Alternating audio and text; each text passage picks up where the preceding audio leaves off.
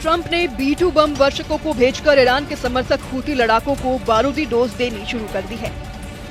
America ने Houthi लड़ाकों पर बॉम्बर अटैक कर पुतिन की धमकी को हवा में उड़ा दिया है।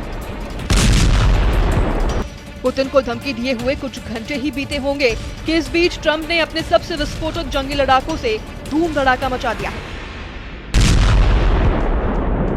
यमन में अमेरिका ने बेहिसाब बमबारी की है, वहीं सुपर पावर ने हमले में B-2 बॉम्बर को फ्रंट लाइन पर रखा। एटम बम धमाके करने वाला ये आसमानी फाइटर डिएगो गार्सिया बेस से यमन और ईरान के बॉर्डर तक कोहराम मचा रहा है। स्टेल्थ बम वर्षक कब और कहां धमाका कर तबाही मचा रहा है, इसकी भनक तक न हूती को लग रही है न ही ईरान को। तो क्या पुतिन की चेतावनी को ट्रंप ने हल्के में ले लिया है? क्या रूस का रुतबा खाड़ी युद्ध में ईरान तोड़ डालेगा? ट्रंप क्यों पुतिन को ये तस्वीरें दिखाकर चिढ़ा रहे हैं? B-2 बम वर्षक से हमला करने के बाद ट्रंप इतना क्यों इतरा रहे हैं? परमाणु हथियारों से अटैक करने वाले B-2 बॉम्बर के जंग में उतरने के बाद क्या न्यूक्लियर युद्ध फाइनल हो चुका है? ट्रंप ने वीडियो पोस्ट कर दावा किया है कि ड्रोन कैमरे से ली गई तस्वीरों में हूती लड़ाकों की भीड़ दिख रही है।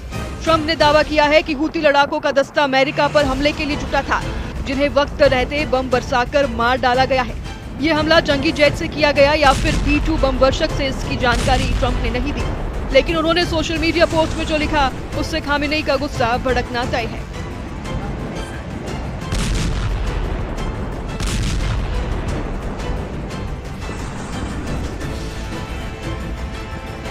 ट्रंप ने हमले के बारे में लिखा है कि ये हूती लड़ाके हमले के लिए जुटे थे।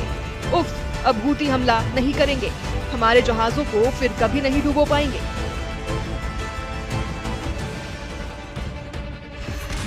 जोरदार धमाके से ट्रंप ने हूती लड़ाकों का पूरा दस्ता मार गिराया और उसका जश्न मनाकर ईरान को हड़का भी दिया है। ट्रंप ने धमकी दी है कि ईरान और अमेरिका में बात होगी तो बीच में किसी भी मध्यस्थता को मंजूर नहीं किया जाएगा। सही मायने में ये धमकी ईरान की जगह पुतिन को दी गई है, क्योंकि रूस ने ये मैसेज दिया था कि वो ईरान अमेरिका के बीच बात में मध्यस्थता के लिए तैयार है, मगर अब ट्रंप ने रूस को दखल से दूर रहने की हिदायत दे डाली है। ट्रंप ने कहा है कि ईरान अगर सीधी बातचीत करेगा तो बेहतर होगा। किसी मध्यस्थ के बजाय सीधी बात करना ज्यादा असरदार है। किसी मध्यस्थता की जरूरत नहीं है। ईरान चिंतित है, कमजोर भी लग रहा है, लेकिन मैं नहीं चाहता कि वो ऐसा महसूस करे। ट्रंप बार बार ईरान को डरा हुआ और कमजोर बताकर एटमी डील करने का प्रेशर बना रहे हैं, जबकि रूस ये होने नहीं देना चाहता। प्रेसिडेंट पुतिन पहले ही क्लियर कर चुके हैं कि ईरान पर हमला हुआ तो रूस युद्ध के लिए मजबूर हो जाएगा। रूस के सख्त रुख देखते हुए भी ट्रंप रुकने को तैयार नहीं है। ट्रंप ने हूती लड़ाकों पर एटम बम गिराने वाले B-2 बम वर्षक से हमले शुरू कर दिए हैं। Defence media website the war zone ने ये जानकारी एक अमेरिकी अधिकारी के हवाले से दी है, मगर ये बात अब तक साफ नहीं कि कितने B-2 बम वर्षकों ने हूती पर हमला किया। फिलहाल डिएगो गार्सिया एयरबेस पर अमेरिका ने 6 B-2 की तैनाती कर रखी है। इसके साथ डिएगो बेस पर आधा दर्जन बोइंग KC-135 प्लेन भी मौजूद हैं। ये तैनाती कितनी बड़ी है, इसे ऐसे समझिए कि अमेरिका ने अपने बम वर्षकों की 30% फोर्स ईरान से युद्ध के लिए उतार दी है।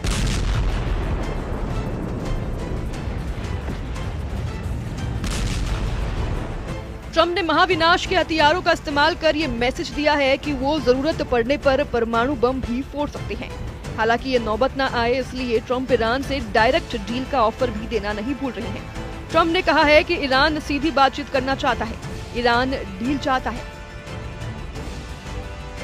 ईरान अगर सभी बातों को दरकिनार कर ट्रंप से टकराने का फैसला करता है तो क्या होगा, इसका फैसला व्हाइट हाउस में होने जा रहा है, जहां इजराइल के प्रधानमंत्री नेतन्याहू भी मौजूद हो सकते हैं। नेतन्याहू एक बार फिर से व्हाइट हाउस पहुंच रहे हैं। इजराइल ने जानकारी दी है कि प्रधानमंत्री नेतन्याहू 7 अप्रैल को व्हाइट हाउस का दौरा करेंगे, जहां वो अमेरिकी राष्ट्रपति डोनाल्ड ट्रंप के साथ ईरान और गाजा संकट पर फाइनल फैसला करेंगे।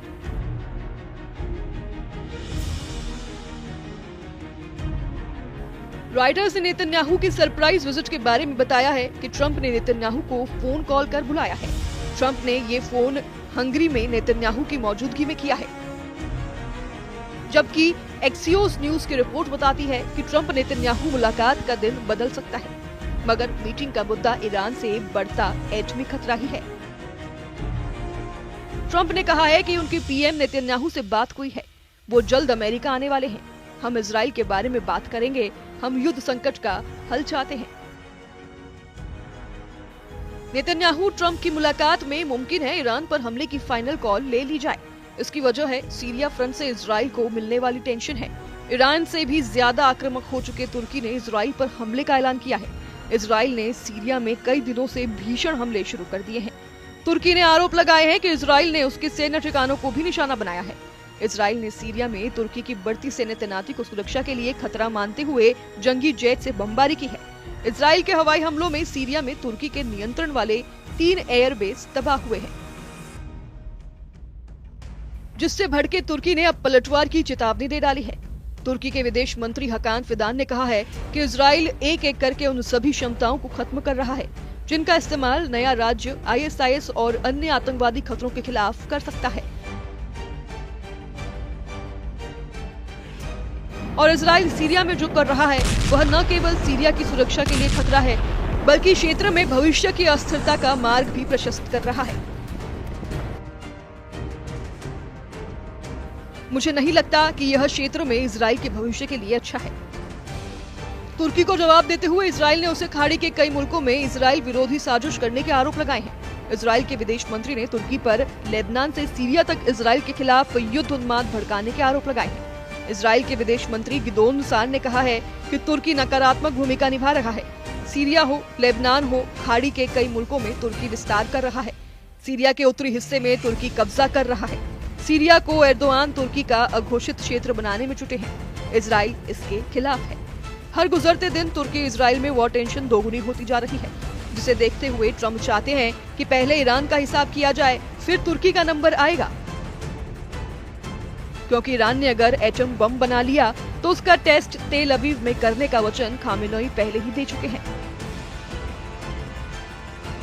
ईरान को सुप्रीम लीडर ने कई बार ये बात दोहराई है कि इजराइल को इस धरती से मिटा दिया जाए। इजराइल को हराने के लिए ईरान को जो हथियार चाहिए वो एटम बम है। ईरान के एटमी प्रोग्राम के पीछे अमेरिका हाथ धोकर पड़ा है। प्रेसिडेंट ट्रंप किसी भी कीमत पर ईरान को एटम बम बनाने से रोकेंगे। अगर ईरान नहीं माना तो जो B-2 बम वर्षक अभी हूती लड़ाकों पर बारूद बरसा रहे हैं वही एटम बमों के धमाके कर सकते हैं। ये बताने की जरूरत भी नहीं है कि ट्रंप के बम वर्षक परमाणु धमाके की शुरुआत कहां से करेंगे। ईरान के 7 ऐसे शहर हैं जहां अमेरिका को न्यूक्लियर प्रोग्राम का पक्का पता है। ये ईरान की राजधानी तेहरान से इस्फहान के रेगिस्तान तक बनाए गए हैं। अमेरिका सबसे पहले ईरान की न्यूक्लियर साइटों को तबाह कर सकता है, जिसके बाद इजराइल अमेरिका का संयुक्त हमला ईरान के मिसाइल सिटी पर मुमकिन है।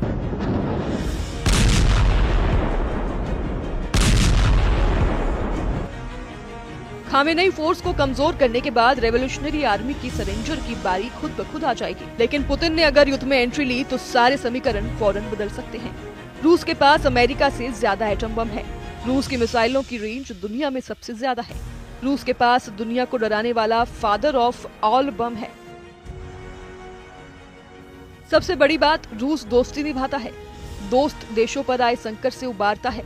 इसलिए पुतिन को गेम चेंजर कहा जाता है। शायद पुतिन यूक्रेन युद्ध का हिसाब ट्रंप से खाड़ी युद्ध में पूरा करने का प्लान भी बना चुके हैं। Bureau report, news 18।